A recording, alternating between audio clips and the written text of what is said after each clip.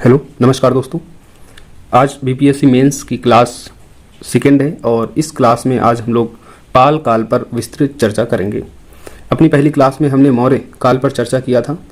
ये सारी क्लासें आपको बीपीएससी मेंस के सिलेबस में जो भी टॉपिक दिए गए हैं उनके रिकॉर्डिंग ली जा रही हैं। जैसे कि हमको जीएस पेपर 1 में 3 बेसिकली जो है कला पढ़नी होती हैं, जिसमें मौर्य काल, पाल काल और पटना कलम चित्रकारी। ये 3 कलाएं जो हैं बीपीएससी मेंस के सिलेबस में आपको दी गई हैं और इन्हीं से जो है क्वेश्चन बनाया जाता है। हर साल आपको कला से एक क्वेश्चन जरूर देखने को मिलता है। इसके अलावा अन्य भी जो टॉपिक हैं उन पर अगली आने वाली जो क्लासें होंगी उन पर जो है चर्चा की जाएगी। तो देर न करते हुए स्टार्ट करते हैं। मौर्य काल का वीडियो आपको डिस्क्रिप्शन बॉक्स में मिल जाएगा, वहाँ से आप लोग उसको देख सकते हैं। पाल काल, इसको जो हम लोग पढ़ेंगे तो एक क्वेश्चन आंसर फॉर्मेट में पढ़ेंगे, ताकि किसी भी प्रकार का क्वेश्चन पूछा जाए पाल काल से संबंधित जो इसकी कला है वो आप लोग अच्छे से जो है कर ले जाएं। बेसिकली 38 नंबर का क्वेश्चन आता है और 38 नंबर का क्वेश्चन का मतलब ये है कि लगभग आपको ये क्वेश्चन 500, 600 या 550 वर्ड्स में लिखना होता है। इसलिए एक पूरा विस्तृत चर्चा करेंगे। जितने भी इसके डायमेंशन बन सकते हैं, जितने भी डायमेंशन से जो एग्जामिनर क्वेश्चन आपसे पूछ सकता है, वो सारे डायमेंशन को कवर करेंगे। पाल काल से 64th जो बीपीएससी मेंस हुआ था उसमें क्वेश्चन पूछा गया था। 66 बीपीएससी मेंस के एग्जाम में पटना कलम चित्रकारी से क्वेश्चन आया था। आप लोग देख सकते हैं, पटना कलम चित्रकारी की मुख्य विशेषताओं को स्पष्ट कीजिए। तो संभावित है कि इस बार या तो मौर्य काल से या तो फिर पाल काल की जो है कला जो है पूछी जाएगी।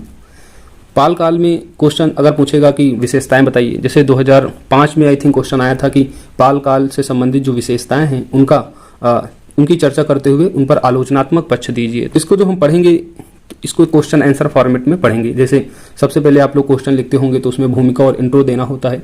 उसके बाद हम लोग मेन बॉडी में आते हैं और मेन बॉडी में जो पूछा जाता है, अब पूछ लिया जाए कि पाल काल की स्थापत्य कला या मूर्ति कला पर चर्चा कीजिए। पीछे क्वेश्चन पूछा भी जा चुका है। पाल काल की स्थापत्य कला चित्रकला पर चर्चा कीजिए या पाल काल की स्थापत्य मूर्ति कला चित्रकला की विशेषताएं बताइए। कुछ भी पूछा जाए आप लोग इजी वे में इसको लिख सकते हैं वीडियो को पूरा देखने के बाद में। उसके बाद अंत में एक निष्कर्ष लिखना होता है। तो इसी फॉर्मेट में हम लोग पढ़ेंगे। स्थापत्य कला में हम लोग स्तूपा पढ़ेंगे, चैत्य, महाविहार और मंदिरों पर चर्चा करेंगे। और मूर्ति कला में बेसिकली 2 तरीके की मूर्ति कला पाल कला से संबंधित थी। एक कांसे की मूर्ति और दूसरी पत्थर की मूर्तियाँ इस काल में बनाई जाती थी। चित्रकला में 2 प्रकार की चित्रकला होती है, एक भित्ति चित्र और पांडुलिप दूसरी चित्रकारी होती है।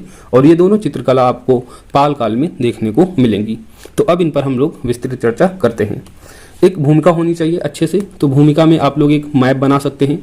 जो पाल साम्राज्य था वह बिहार जो उस टाइम में बंगाल राज्य के अंतर्गत आता था, तो ये बंगाल और बिहार का जो पार्ट है यहाँ पे जो है पाल शासक स्थापित थे। तो आप लोग एक मैप बना के यहाँ पर बता सकते हैं कि पाल शासक जो थे कहाँ पर अपना शासन स्थापित किए थे।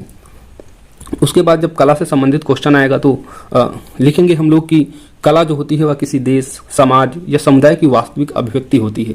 सच बात है, अगर आपको किसी देश, किसी विशेष पर्टिकुलर क्षेत्र, समुदाय के बारे में जानना है, अगर वहाँ की कला संस्कृति को आप लोग जान जाएंगे तो पूरे उस समुदाय की क्या अभिव्यक्ति है, वो लोग कैसे रहन सहन, खान पीन, सारी चीज़ें जो हैं अपने आप जान जाएंगे। या फिर पूर्ववर्ती जिनके जो साक्ष्य नहीं जानते हैं जिन लोगों को, अगर उन लोगों के बारे में भी जानना होता है तो हम वहाँ की कला और संस्कृति को देखते हैं। कला संस्कृति में नृत्य, शिक्षा, वहाँ का जो साहित्य होता है, या मंदिर कला, वास्तुकला, चित्रकला, मूर्ति कला, ये सारी चीज़ें जो हैं कला के अंतर्गत आ जाती हैं। तो किसी देश, समाज या समुदाय की वास्तविक अभिव्यक्ति वहां पर स्थापित उसकी कला संस्कृति से होती है। सापेक्षता 8वीं से 12वीं शताब्दी ईस्वी के बीच बिहार क्षेत्र में पाल कला शैली का विकास हुआ।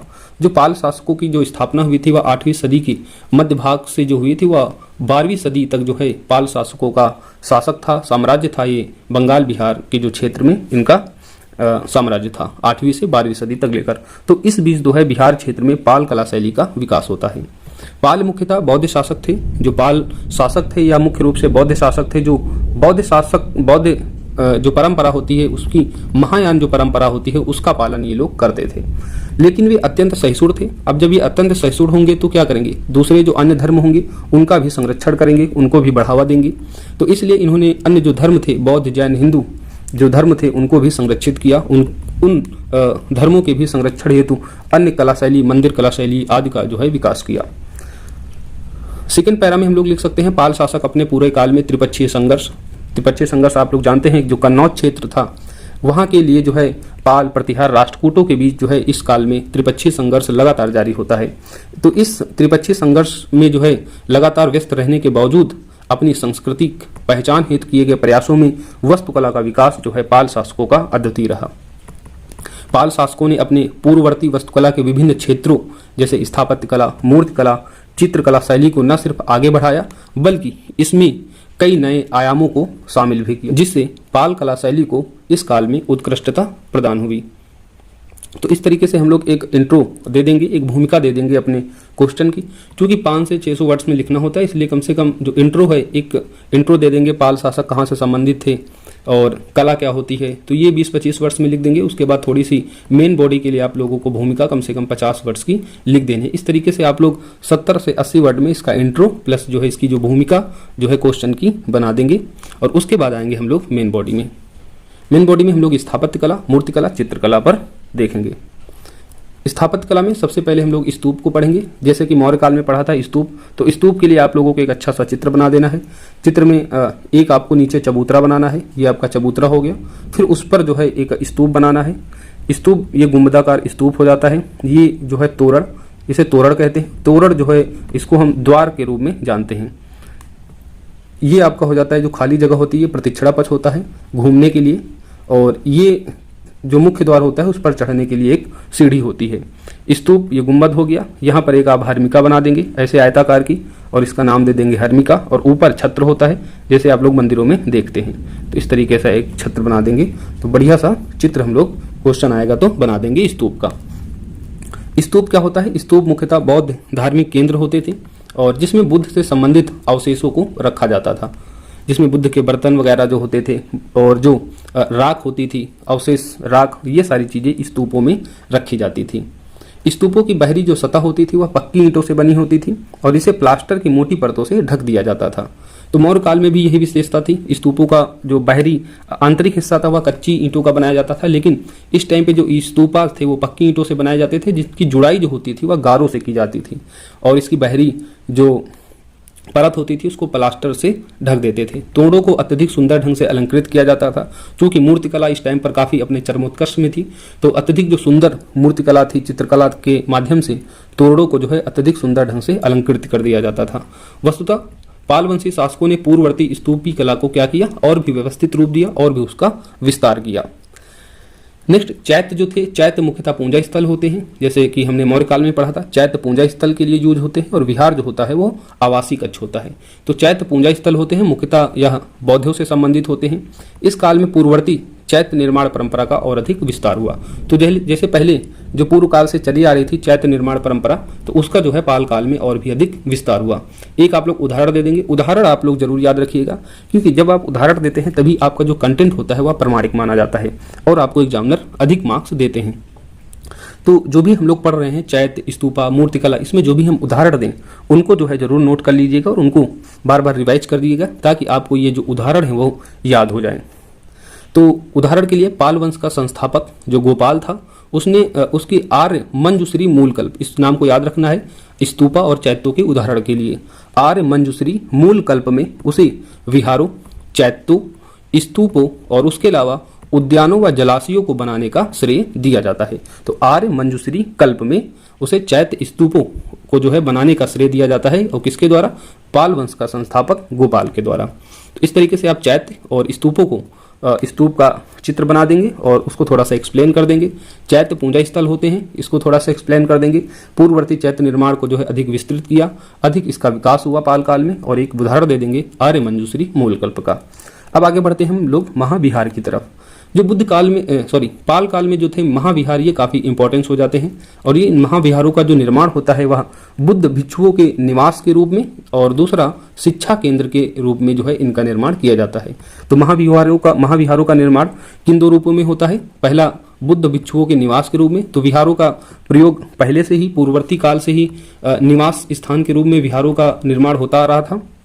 तो इस काल की जो नई विशेषता थी, जो विहारों का निर्माण था, वह शिक्षा केंद्रों के रूप में भी होने लगा। संपूर्ण महाविहार में 107 मंदिर। थोड़ा सा अगर हम फैक्ट डाल देंगे तो थोड़ा प्रमाणिक हो जाएगा आपका क्वेश्चन। तो संपूर्ण महाविहारों में 107 मंदिर, 6 विद्यालय थे और भिक्षुकों के सामान्य प्रयोग हेतु 54 आवासीय कक्ष बनवाए गए थे। उदाहरण के लिए पाल युगीन जो भवन स्मारकों के जो अवशेष थे वो पहाड़पुर की खुदाई से प्राप्त हुए हैं। पहाड़पुर वर्तमान में बांग्लादेश में स्थित है।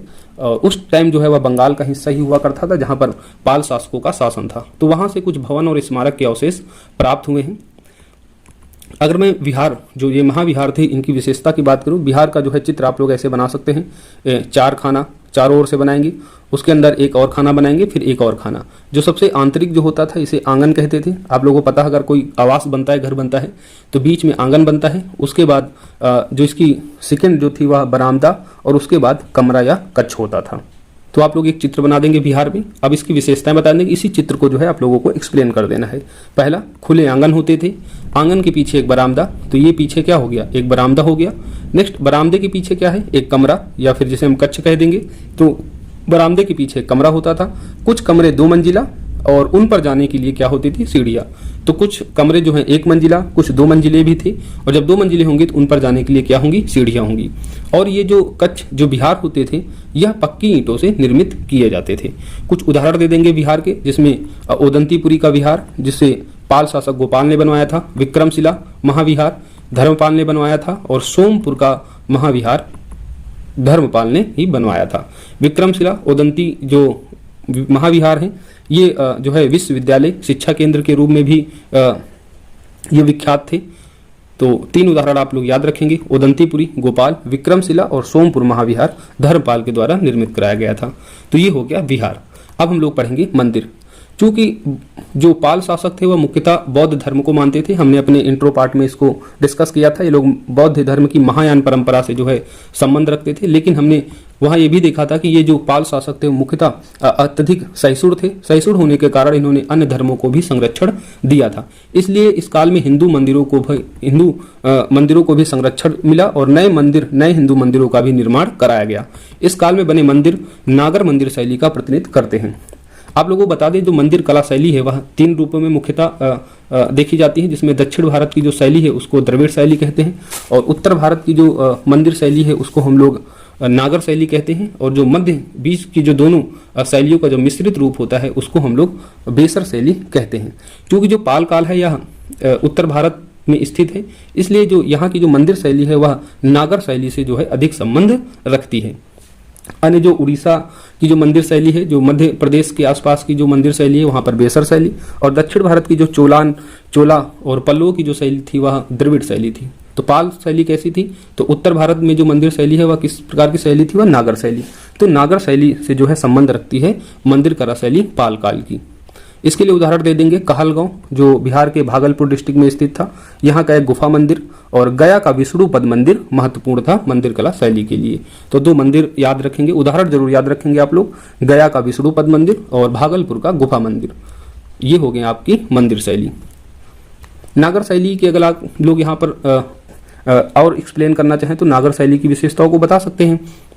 नागर शैली में क्या होता था कि पंचायतन शैली होती थी और इंपॉर्टेंट पंचायतन शैली जो मंदिर होते थे वह आयताकार या फिर वर्गाकार, बीच में एक प्रतिक्षणा पथ होता था, मुख्य मंदिर की चारों तरफ प्रतिक्षणा पथ होता था, मंदिर जो थे वह आरेखी स्थिति में होते थे। कुछ ऐसे जो अपने उत्तर भारत की जो मंदिर होते हैं तो वो सारी विशेषताएं आप लोग बता सकते थे। मंदिर के बाहर एक मंडप होता था जो है स्तंभों के ऊपर जो टिका होता था। यहाँ मंडप पे नृत्य ज्ञान या फिर जो भी प्रोग्राम होते हैं, सांस्कृतिक प्रोग्राम, नृत्य वगैरह, ये सारे इस मंडप में होते थे। तो नागर शैली की विशेषताएं हो जाती हैं। फिलहाल अगर क्वेश्चन केवल मंदिर स्थापत्य कला को लेकर या फिर स्थापत्य कला को लेकर आए तो आप लोग मंदिर शैली की नागर शैली को यहाँ पर एक्सप्लेन कर सकते हैं, क्योंकि पाल जो मंदिर शैली थी वह नागर शैली से संबंध रखती थी। नेक्स्ट अब हम लोग मूर्तिकला पढ़ेंगे। मूर्तिकला पाल काल में 2 रूपों में देखने को मिलती है, एक कांसे की मूर्तिकला और दूसरी पाषाण की मूर्तियां। तो कांसे की जो मूर्तियां थी तो वह सांचे में ढाली जाती थी। जो कांसे की मूर्तियां बनाई जाती हैं वो सांचे में ढालकर बनाई जाती थी। अलंकरण जो होता है प्रधान होता था, अर्थात जो कांसे की मूर्तियां होती थी इनकी सजावट काफी बेहतरीन तरीके से पाल काल में की जाती थी। चोलकालीन काशी की जो एक मूर्ति थी, नटराज की मूर्ति, उसकी जो तुलना है इस काल की मूर्ति की कलात्मकता से की जाती थी। तो आप देख सकते हैं कि जो काशी की जो मूर्ति है, चोलकालीन नटराज की मूर्ति, वह काफ़ी उत्कृष्ट मानी जाती है और उस उत्कृष्ट मूर्ति के साथ में पाल काल की जो है मूर्ति कला की कलात्मकता से तुलना की जाती है। तो इस तरह पाल काल में जो कांस्य मूर्ति कला थी वह काफ़ी चरमोत्कर्ष में थी, अपने काफ़ी सुंदर ढंग से अलंकृत किया जाता था और इसको सांचे में ढालकर बनाया जाता था। तो आप लोग 2-3 विशेषताएं याद रखिएगा। कांसे की मूर्तियाँ सांचे में ढाल के बनाई जाती थी, अलंकरण प्रधान होता था। और इस काल में जो नालंदा निवासी 2 लोग थे, धीमन और वित्तपाल, ये 2 नाम आप लोग जरूर मेंशन कीजिएगा अपने क्वेश्चन में, धीमन और वित्तपाल। ये 2 जो लोग थे वह मूर्तिकार काफ़ी उत्कृष्ट मूर्तिकार माने जाते थे और ये दोनों मूर्तिकार धर्मपाल और देवपाल के समकालीन थे। उदाहरण के लिए मूर्तिकाल में एक उदाहरण आप लोग लिख सकते हैं, नालंदा, गया और जो सुल्तानगंज है आदि से हिंदू देवी देवताओं जिसमें विष्णु, बलराम आदि व बुद्ध व बोधिस्त्व की मूर्तियां प्राप्त हुई हैं। तो आप लोग इस तरह काशी की मूर्ति को एक्सप्लेन कर देंगे। धीमन, वित्तपाल का नाम याद रखिएगा। ये 2 मूर्तिकार थे, काफी उत्कृष्ट मूर्तिकार माने जाते थे और ये दोनों मूर्तिकार पाल शासक धर्मपाल और देवपाल के समकालीन थे। सुल्तानगंज, गया, नालंदा से जो है काशी की मूर्तियां मिली हैं जिनमें देवी देवताओं, बुद्ध, बुद्धिस्ट से संबंधित मूर्तियां थी। अलंकरण प्रधान मूर्तियां होती थी, सांचे में ढाल के बनाई जाती थी। चोलकालीन नटराज की मूर्ति से पाल काल की मूर्तियों से तुलना की जाती है। पाषाण की मूर्तियां, पत्थर की मूर्तियां, तो इस काल में किस तरीके की मुख्यतः पत्थर की मूर्तियां थी? तो चिकने काले रंग के बेसाल्ट पत्थरों का जो है प्रयोग करके पाषाण की मूर्तियां बनाई जाती थी। अलंकरण प्रधान मूर्तियां होती थी। इस काल की मूर्तियों की एक विशेषता होती थी कि इसमें अलंकरण बहुत अत्यधिक किया जाता था। ऊपरी सजावट जो है मूर्तियों की बड़े पैमाने पे की जाती थी, तो अलंकरण प्रधान मूर्तियां होती थी। और पत्थर कैसा था पाषाण की मूर्तियों का इस टाइम में? तो चिकना काले रंग का बेसाल्ट पत्थर। उदाहरण के रूप में संथाल, परगना, मुंगेर क्षेत्र में कई पाषाणकालीन मूर्तियां प्राप्त हुई हैं। तो ये आप लोग उदाहरण दे देंगे।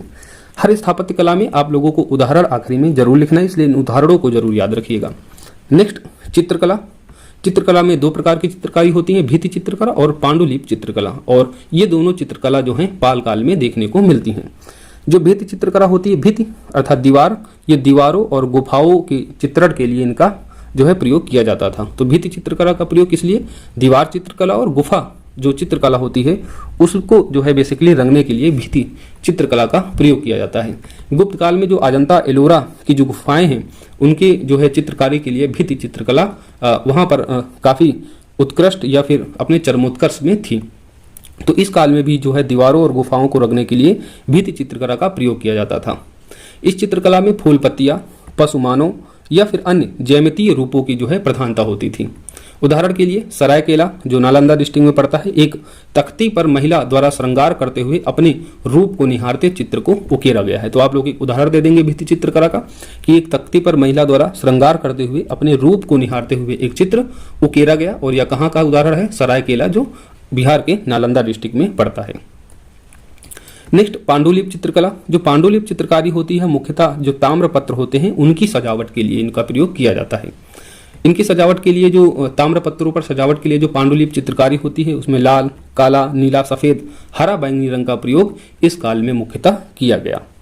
उदाहरण के लिए षष्ठ सहस्रिक और प्रज्ञा परमिता, अष्ट सहस्रिक, प्रज्ञा परमिता एवं पंचरच। तो दोनों नाम याद रखने या तो दोनों में से एक नाम कम से कम आपको याद रखना है। अष्ट सहस्रिक, प्रज्ञा परमिता एवं पंचरच, ये जो चित्रकारी है पांडुलिपि चित्रकारी वर्तमान में ब्रिटेन के संग्रहालय में संरक्षित हैं। तो इनका महत्व इतना था कि इतनी सुंदर थी कि जो ब्रिटेन जब भारत में आए तो ये जो चित्रकारी थी इनको अपने देश के संग्रहालय में इनको संरक्षित कर दिया और वर्तमान में भी वहां पर जो है ये संरक्षित हैं। ठीक है, जैसा कि 2005 में क्वेश्चन आया था बीपीएससी में कि पालकालीन जो कला शैली है उस पर जो है आलोचनात्मक वर्णन करना था। पहले आपको पालकाल की वास्तुकला को आपको लिखना था, वहाँ की स्थापत्य कला, मूर्तिकला, चित्रकला पर आपको लिखना था। उसके बाद इस वास्तुकला का थोड़ा सा आलोचनात्मक पक्ष भी आपको लिखना था। तो आलोचनात्मक पक्ष में आपको 5 पॉइंट याद रखने हैं जो इंपॉर्टेंट है। पहला, स्थापत्य कला की जो आलोचना होती है उसमें ईंटों का अत्यधिक प्रयोग किया गया। जो पाल काल में जो भी स्तूप, चैत्य विहार बनाए गए इनमें ईंटों का प्रयोग जो है बड़े पैमाने पर किया गया था। जब ईंटों का प्रयोग किया जाएगा तो जो इनकी स्थायित्व है अर्थात इनका जो समय काल है वह अधिक दिनों तक नहीं रहता है। तो स्थापत्य कला जल्द ही क्या होती है, जीर्ण हो जाती है और जो पहले जो पूर्ववर्ती अशोक या मौर्य काल में देखते हैं तो वहाँ की जो स्थापत्य कला होती थी उनमें अधिकतर पत्थरों का प्रयोग करते थे, जिसकी वजह से क्या होती थी, वह स्थापत्य कला अधिक दिनों तक व्यवस्थित रहती थी। और इस टाइम पर क्या किया गया, ईंटों का अधिक प्रयोग किया गया, तो ईंटों की जो समय अवधि होती है वह कम होती है, इसलिए इस काल की स्थापत्य कला जो है जल्द ही पुरानी हो गई, जीर्ण हो गई, जर्जर हो गई। दूसरा मूर्तिकला। मूर्तिकला में क्या था कि मौलिकता का अभाव होता है। हमने पढ़ा भी जैसे कि चित्रकला में, मूर्तिकला में कि अलंकरण प्रधान मूर्त जो है कला शैली होती थी चित्रकला, या फिर हम लोग मूर्तिकला को देखे थे, वहां पर अलंकरण प्रधानता को देखा था हम लोगों ने। तो अलंकरण अधिक होने की वजह से क्या होता है, मौलिकता का अभाव हो जाता है। मूर्तियों को आभूषणों से लाद दिया गया, जिसमें कृत्रिमता अर्थात जो बनावटी था वो अधिकतम जो है देखने को मिलता है, कृत्रिमता का स्पष्ट आभास मिलता है। तो मौलिकता नहीं आ पाती है। अगर किसी मूर्ति को आप लोग अत्यधिक आभूषणों से अगर आप लोग सजा देंगे तो जो उसकी मूर्ति की जो मौलिकता होती है वो खत्म हो जाती है, केवल हम लोगों को आभूषण ही आभूषण दिखते हैं। तो इस कला की जो है एक सीमा थी। इसका नकारात्मक पक्ष भी था कि अत्यधिक सजावट के कारण मूर्तिकला की मौलिकता समाप्त हो गई थी या फिर मौलिकता में कमी आ गई थी, जिससे कृत्रिमता का स्पष्ट आभास होता था। तीसरा पॉइंट, अलंकरण की अधिकता तथा अंग प्रत्यंग का चपल आभंग अर्थात अंग प्रत्यंगों का जो है अत्यधिक रूप से जो है उसको दिखाया गया था। तो अंग प्रत्यंग का चपल आभंग ने वास्तविक सुंदरता को छिपा दिया था। तो अलंकरण अधिक होगा, अंग प्रत्यंग को आप लोग अधिक दिखाएंगे, अधिक चित्रकारी में या फिर मूर्तिकला में इसको अधिक उभारेंगे, तो जो उसकी वास्तविक सुंदरता होगी वो छिप जाती है। चौथा, देव मूर्तियों में मानवीय सौंदर्य को आकर्षण ढंग से उभारने का प्रयत्न किया गया था, अर्थात जो देव मूर्तियां थी उनमें मानवीय सौंदर्य को दिखाने का प्रयास किया गया था। तंत्रयान, चूंकि यह हिंदू बौद्ध धर्म में तंत्रयान, महायान परंपरा में तंत्रयान आ गया था, और जिसके प्रभाव से क्या था कि पुरुष मूर्तियों में नारी सौंदर्य का जो है समावेश दिखाया गया इस काल में जो यहाँ की मूर्तिकला थी। साथ ही कुछ मूर्तियों को देखने से धार्मिक असहिष्णुता एवं कट्टरता का भी आभास मिलता है। तो ये भी एक आलोचना का पक्ष हो जाता है कि कुछ मूर्तियों में असहिष्णुता और कट्टरता का आभास मिलता है। हमने पीछे क्या पढ़ा था कि जो पाल शासक थे मुख्यतः क्या थे, बौद्ध धर्म से संबंधित थे, लेकिन सहिष्णु थे। लेकिन कुछ मूर्तियां ऐसी मिली हैं जिनमें असहिष्णुता और कट्टरता का जो आभास है वो दिखाई देता है। पांचवा पॉइंट लिख सकते हैं, कला के विभिन्न रूपों का अत्यधिक धर्म केंद्रित होना, अर्थात जो भी जो कलाएं थी, मूर्तिकला, स्थापत्य कला या फिर चित्रकारी, वहां पर धर्म जो था वह केंद्र में था, इसलिए स्थानीयता का लोप हो गया। जो स्थानीयता की जो कलात्मकता होती है उसको कम महत्व मिला। तो ये हो गए आलोचनात्मकता के 5 पॉइंट। पहला पॉइंट, स्थापत्य कला में ईंटों का प्रयोग अधिक हुआ, तो स्थापत्य कला जल्द ही जर्जर हो गई, जीर्ण हो गई। मूर्तिकला में मौलिकता का अभाव था क्योंकि वहां पर मूर्तियों को अत्यधिक आभूषणों से लाद दिया गया था। अलंकरण की अधिकता के कारण क्या हुआ, वास्तविक सुंदरता छिप गई। देव मूर्तियों के साथ में क्या हुआ, मानवीय सौंदर्य को दिखाने की कोशिश की गई। तंत्रयान प्रभाव के कारण पुरुष मूर्तियों में नारी सौंदर्य का समावेश किया गया, और कुछ मूर्तियों में हम लोगों ने देखा कि असहिष्णुता एवं कट्टरता का को भी देखने को मिलता है, उसका आभास होता है।